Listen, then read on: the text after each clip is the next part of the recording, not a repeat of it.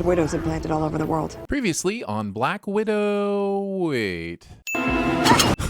Anna is supposed to be a Black Widow, and yet she manages to miss Yelena from this close? The only thing this needless saucer sacrifice will serve to do is piss off the British. Well, I suppose every cloud. Also, Yelena stands here waiting for the action to pop off and then steps in with a gun to the face, which looks interesting but makes no sense when you consider that all she needs to do is spray this deadly assassin in the face with an antidote and this would be over. Hurry, hit her with the antidote! Antidote to what? Who are these people and what are they doing in my Hawkeye show? What is happening? It's as if I'm missing an entire movie's worth of context here.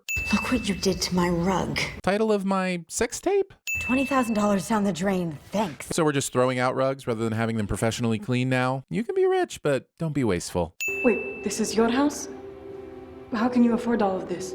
Well, what a brave soul. I mean, can you imagine asking someone a sexist like this? I mean, asking sexist a question like this? I mean, sexist someone a sexist. Just a moment ago, Yelena had short nails, and now her nails are longer and manicured. So did her hands age 5 years and visit the nail salon? Wait, why would Yelena be seeing any of the surrounding redusting? It's a great visual for us, the audience, but shouldn't she just poof back into existence like everything already redecorated itself? Yelena? Yep, that's a Black Widow assassin trained in the arts of murder who happens to be pointing a weapon at a child and clearly mellow man. Yes, something acid trippy happened with the whole house changing around her, and yes, there could be dangerous folks around, but this is a child and a man that can barely make eye contact. Lower your weapon. I got married. We adopted 3 years ago. It's been amazing. But what about the rug? In the name of Clara Prast, this is an overabundance of greenery. We've got 4 potted plants on this shelf situation, 1 down here by the floor, 1 on this table, some rose bush looking bullshit under this lamp, and 2 actual trees on either side of the window. If this is a Backdoor Poison Ivy prequel, I will lose my shit.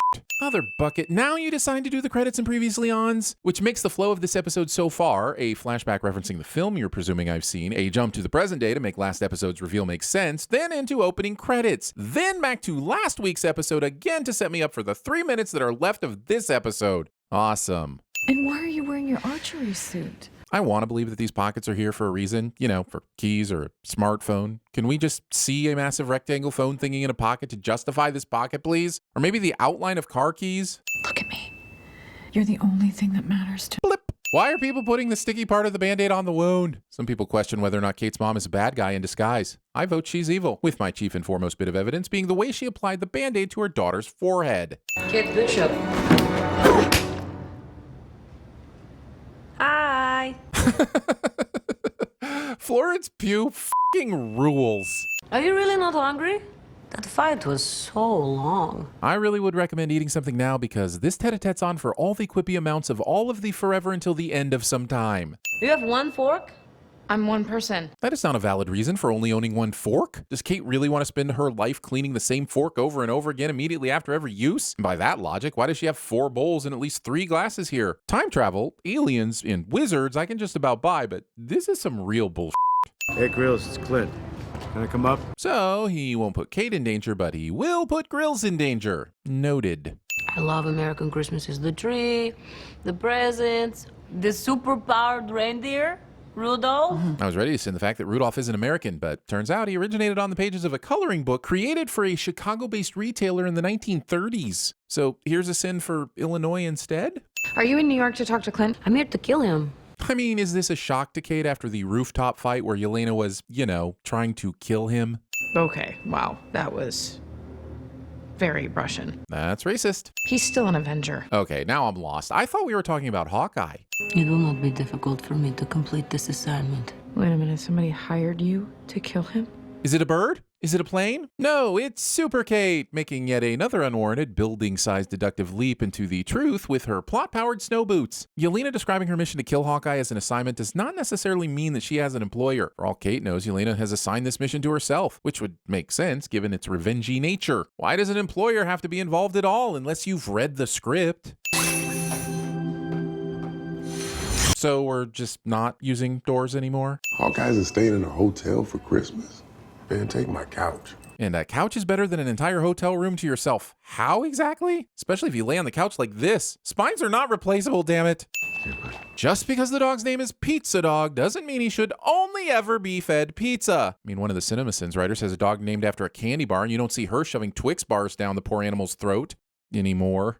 For a stupid orange rock. Belittling your best friend's sacrifice by calling the Soul Stone a stupid orange rock. And I'm so sorry for what I'm about to do. Walk through a crowded street with your hood up and head down without your hearing device, increasing the probability of running into people or missing pretty major cues from your peripheral vision? Yeah, you should be sorry, asshole. Character is somehow inspired to take action by staring nostalgically at all of the nostalgia cliche. I know you said it's over, but it's not. Not for me. Disrespecting someone else's desire for distance by stalkingly inserting yourself into their world without apology. This isn't over, Barton. I'm gonna find you. Directly followed by an admission of intent to actually stalk them. The mailbox is full and cannot accept any messages at this time. What kind of talk tease voicemail waits until after you've recorded your message to tell you the mailbox is full? Thankfully, this car was installed with special arrow-grabbing safety glass for maximum dramatic effect. It's just a matter of time before the big guy gets involved. Jesus. No one saw that plot twist coming. Jesus is the big guy of Hawkeye? What a reveal! Wait, what?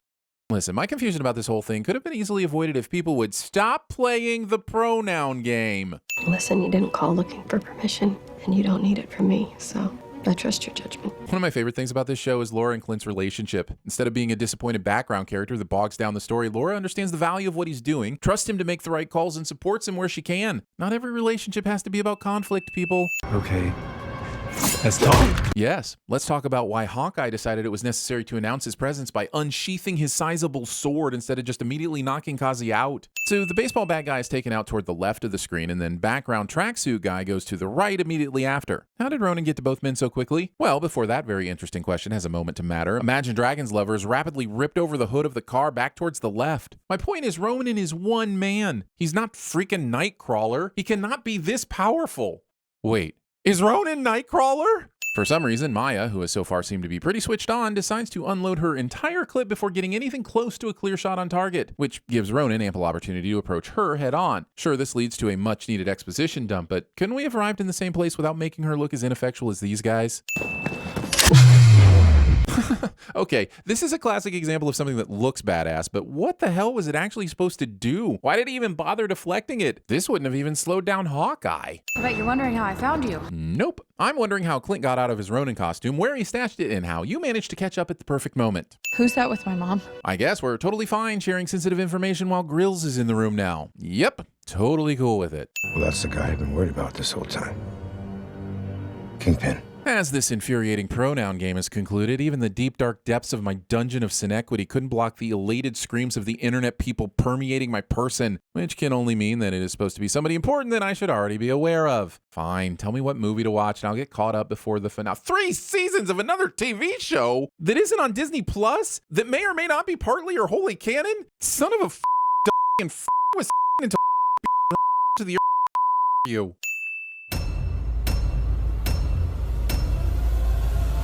Bless this highly nutritious microwavable macaroni and cheese dinner and the people sold it on sale. It's a synthetic gas, the counteragent to chemical subjugation. It's the antidote. Boring! Kid Bishop. Hi! It was at this moment that he knew. He f***ed up. Good soup. You got any Christmas music? Here's Christmas music. I'm a leaf on the wind. Watch out.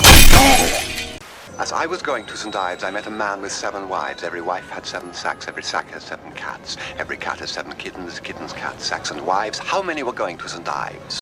Magic! More magic! Magic with a kid!